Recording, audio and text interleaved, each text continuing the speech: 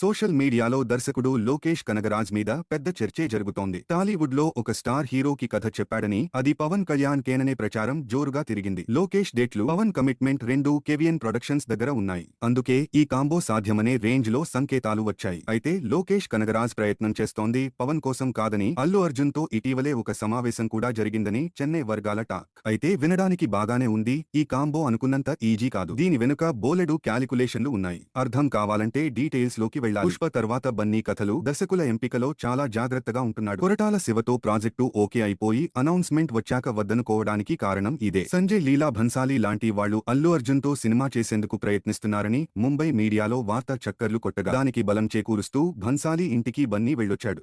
కానీ ఇది కార్యరూపం దాల్చలేదు. సో ఇప్పుడు లోకేష్ కనగరాజ్ కు గుడ్డిగా ఓకే చెబుతాడని అనుకోవడానికి లేదు.